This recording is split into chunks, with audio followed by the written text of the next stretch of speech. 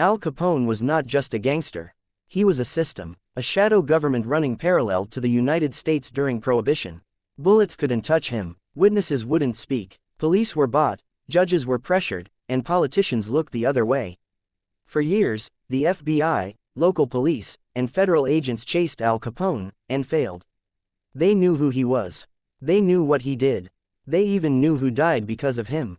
But they could never prove it. In the end, Al Capone was not defeated by guns, gangs, or the FBI. He was defeated by paperwork. By numbers. By taxes. This is the story of how the most powerful crime boss in America became too careless with money, and how that single mistake destroyed an empire. By the late 1920s, Al Capone had turned Chicago into his personal kingdom.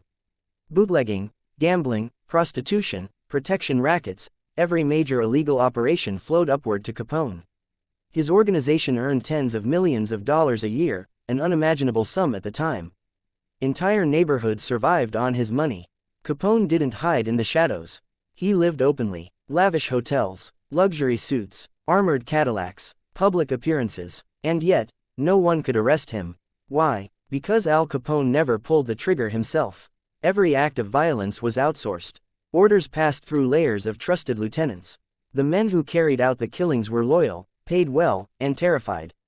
If they talked, they died. If witnesses talked, they vanished.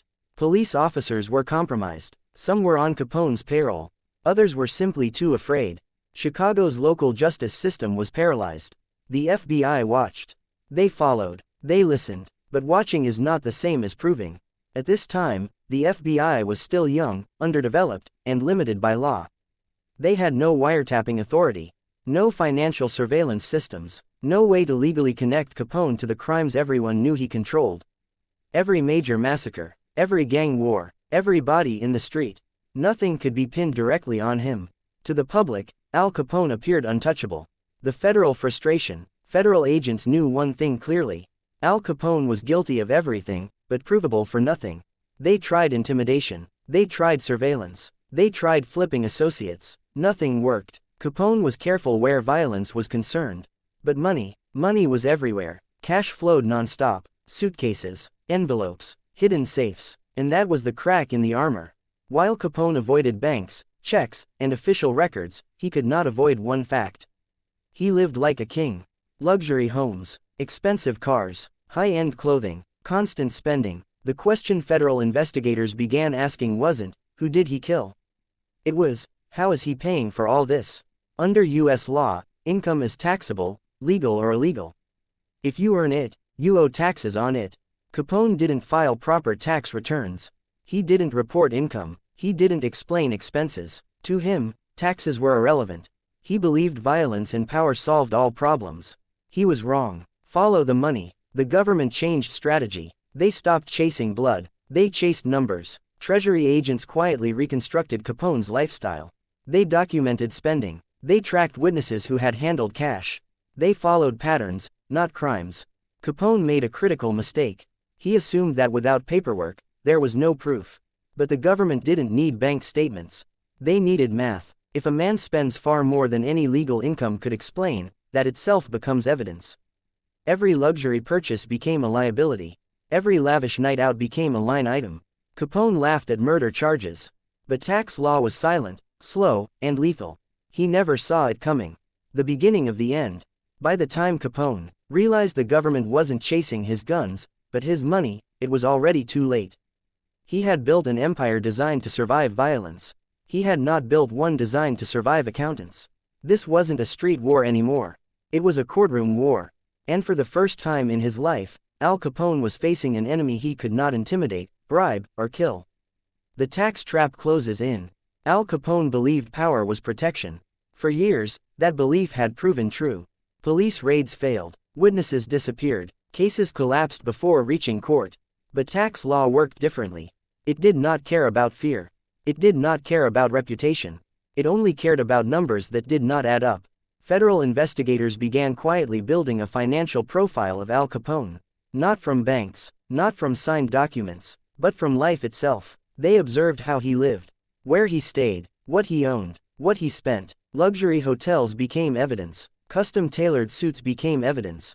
Armored cars became evidence. Private bodyguards became evidence. Capone had no official income, yet he spent like a millionaire every single day. That contradiction was the foundation of the case. The invisible records. Capone was proud of one thing. He had no bank account. He wrote no checks. He signed no receipts. He owned no property in his own name. To him, this meant safety. To the government, it meant opportunity. Investigators turned to indirect proof. They questioned bartenders. They questioned tailors. They questioned hotel managers. They questioned chauffeurs. Every payment told a story. Every envelope of cash had a witness. Slowly, a shadow ledger emerged. Not written by Capone, written by everyone around him. The IRS enters the war. The Internal Revenue Service stepped in where law enforcement had failed. Their argument was simple. Al Capone earned income. He did not report it. That was a crime. The law did not require them to prove where the money came from. Only that it existed. This terrified Capone more than any gun ever had. Because for the first time, silence was no longer protection. Even criminals must pay taxes. Capone tries to outrun the numbers. Capone attempted damage control. He hired lawyers. He tried to negotiate. He tried to settle quietly. At one point, he even offered to pay back taxes, believing money could make the problem disappear. But the government wanted more than payment. They wanted precedent. They wanted a message. If Al Capone could be taken down, anyone could. That made him dangerous not just as a criminal, but as a symbol. The grand jury move. Federal prosecutors presented the case to a grand jury. No murders, no massacres, no gang wars, just income, spending, failure to report. The charges were clean, simple, hard to intimidate. Capone underestimated this moment. He believed jurors would fear him. He believed influence still worked. But this was not Chicago politics. This was federal law, the mistake that sealed his fate. Capone made a critical error. He trusted people too long. A former associate turned cooperative. Financial details leaked. Spending timelines aligned. The government now had dates, amounts, patterns. The numbers were undeniable. By the time Capone realized the trap was fully set, escape was impossible. He had ruled the streets through fear. But fear had no value in a courtroom. The empire starts to crack. For the first time, Capone was not in control. He could not bribe the IRS. He could not threaten accountants. He could not silence mathematics. The case moved forward relentlessly. Slow, quiet, unstoppable. The most powerful gangster in America was no longer hunted as a killer. He was hunted as a taxpayer. And that made all the difference. The trial that broke a legend. Al Capone walked into court believing the system would bend. It always had before. Judges could be pressured. Jurors could be frightened. Outcomes could be managed. That confidence would become his greatest mistake. A courtroom without fear. This was not a Chicago courtroom. This was federal court. Security was tight. Guards were everywhere. Every movement was controlled. Capone arrived dressed sharply, calm on the surface, confident for the cameras. But behind the scenes, the government was preparing something unprecedented. They did not want intimidation. They did not want influence. They wanted certainty. And they had a plan. The jury switch. On the first day of trial, Capone believed the jury was already compromised. He was wrong. At the last possible moment, the judge made a shocking decision. The entire jury pool was replaced. No warning, no delay, no chance to interfere. Capone's legal team was stunned. The courtroom atmosphere changed instantly. Fear vanished. The evidence speaks. Prosecutors did not rely on dramatic accusations. They relied on structure. They presented expenses, hotel bills, suit purchases, luxury living. They showed timelines, month by month, year by year. Then they showed tax filings. Empty. No income reported. The contrast was devastating. Capone's lawyers tried to argue technicalities. They tried to argue intent. They tried to argue uncertainty. But numbers do not argue. They exist. The man WHO couldn't explain his life. The most damaging moment came silently. When asked how he could afford his lifestyle without income, Capone had no answer. He could not explain it without admitting crime. He could not deny it without denying reality. The jury watched a powerful man trapped by his own success. The empire he built was now evidence against him. The verdict. The decision came quickly. Guilty. Multiple counts of tax evasion. The sentence was severe. Deliberately so. The government wanted a message heard across America. Power does not place you above the law. Money does not buy immunity. Fear does not work forever. From king to prisoner, Al Capone did not leave court as a legend. He left as a number. An inmate, a convicted felon. The man who ruled Chicago's underworld was now controlled by schedules, guards, and locked doors. No bodyguards, no armored car, no power, only consequences. The real defeat. Capone was not defeated by rivals. Not by gangs. Not by the FBI's guns. He was defeated by patience.